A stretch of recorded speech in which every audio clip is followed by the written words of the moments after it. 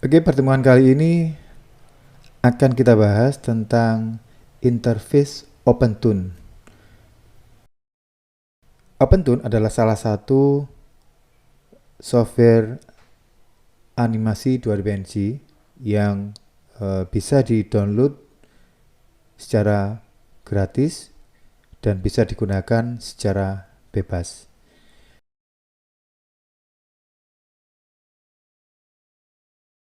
Oke, akan saya jelaskan mulai dari awal. Yang pertama adalah scene name. Jadi scene name ini adalah nama yang bisa kalian tuliskan sebagai nama project yang akan dibuat. Di sini akan saya tuliskan scene name-nya latihan 1. Kemudian yang berikutnya adalah tempat penyimpanan. Shift in ini adalah tempat penyimpanan. Kalau kita baru melakukan instalasi atau kita buka pertama kali, defaultnya adalah kita akan diarahkan untuk menyimpan pada drive C. Dan untuk penyimpanan ini saya sarankan untuk ditempatkan pada drive selain C. Di sini akan saya tempatkan pada drive E.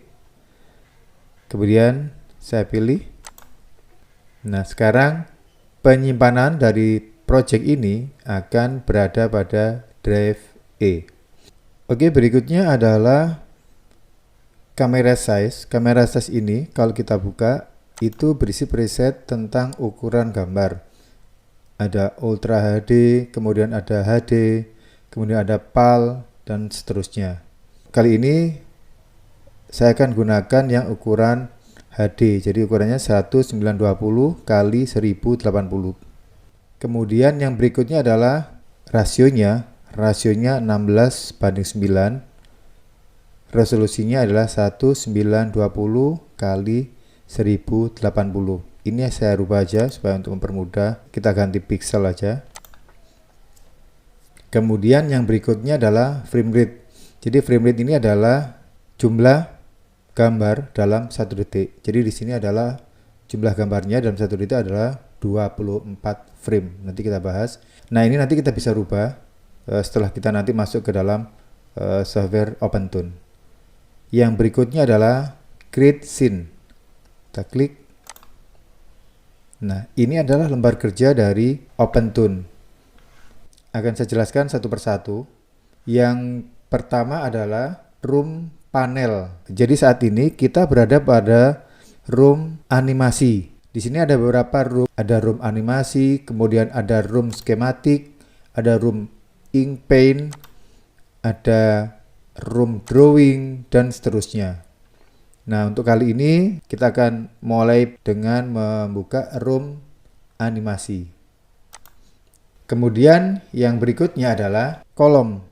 Kolom 1 itu juga seperti berupa layer 1 dan seterusnya. Jadi kolom 1, kolom 2, kolom 3, kolom 4 dan seterusnya. Kemudian yang berikutnya adalah yang di bawah, ini adalah frame. Jadi di sini sudah ada keterangannya 1, 2, 3, 4 dan seterusnya sampai frame kesekian.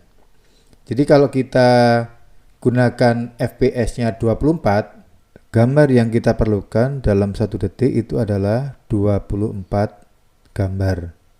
Nah, kemudian yang berikutnya adalah strip level. Jadi ini namanya adalah strip level. Strip level ini berisi tentang gambar setiap frame yang kita buat. Saya contohkan. Pada frame pertama akan saya gambar. Nah, akan muncul pada level strip. Kemudian frame kedua akan saya gambar. Nah, akan muncul di level strip. Nanti akan saya jelaskan secara detail kegunaannya. Nah, yang berikutnya adalah di bawah ini ada schematic. Stage schematic. Nah, schematic ini adalah menampilkan sebagai node atau sebuah objek yang didefinisikan dalam sebuah adegan yang nantinya memungkinkan untuk terhubung satu dengan yang lainnya. Nanti kita akan belajar skematik ini. Yang berikutnya adalah animate tool. Jadi animate tool ini gunanya untuk menganimasikan objek. Saya contohkan pada animate tool ini, kalau saya aktifkan, yang kemudian kita arahkan kursor kita ke position, ada tanda segitiga ini, kita buka, klik kiri. Nah, di sini ada beberapa opsi: rotation, scale, share, center, dan all. Nanti kita juga akan bahas satu-satu. Saya contohkan aja untuk posisi. Saya buat objek. Ya, saya buat objek. Nah, dengan menggunakan animate tool, saya bisa merubah posisinya. Kalau kita gunakan rotation, kita juga bisa merotasi objek. Perhatikan, nah seperti ini. Kenapa ini posisinya seperti ini? Karena center kita itu berada pada tengah ini. Nah, bagaimana merubahnya? Kita juga bisa gunakan opsi lainnya adalah center. Centernya ini kita rubah pada posisi tengah. Kemudian kita kembali lagi ke rotation. Perhatikan. Nah, sekarang rotasinya, posisi centernya sekarang ada pada tengah-tengah objek. Oke, yang berikutnya adalah fungsi dari penggunaan brush tool. Untuk menggunakan brush tool harus diaktifkan terlebih dahulu.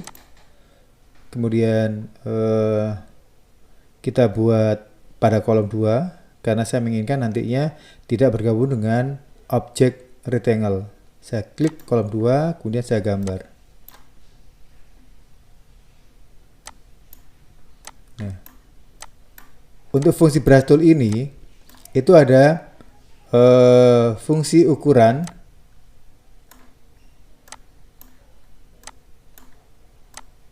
kemudian hardness-nya. Nah, itu tadi adalah fungsi dari brush. Yang berikutnya adalah geometric tool. Geometric tool ini digunakan untuk membuat objek yang kita inginkan. Nah, sebelumnya kita aktifkan dulu geometric tool. Kemudian yang berikutnya di sini ada beberapa opsi: rectangle, circle, ellipse, line, polyline, arcs, dan seterusnya. Saya coba untuk membuat circle. Perhatikan, apabila akan membuat objek yang berbeda, saran saya gunakan kolom yang berbeda. Jadi aktifkan dulu kolom 2, baru membuat objek. Oke, saya contohkan kenapa kita harus membuat objek pada kolom yang berbeda. Saya klik kolom 2, kemudian saya geser posisinya. Nah, ini tidak akan ikut yang kolom 1. Begitu juga kalau saya aktifkan kolom 1, kolom 2 tidak akan ikut. Tapi di saat kita membuat objek pada kolom yang sama, seperti saya pilih kolom 1, kemudian saya buat objek lagi berupa rectangle, saya beri sini. Oke ya, nah seperti itu. Kalau saya rubah posisi objek kolom 1, nah semuanya akan ikut.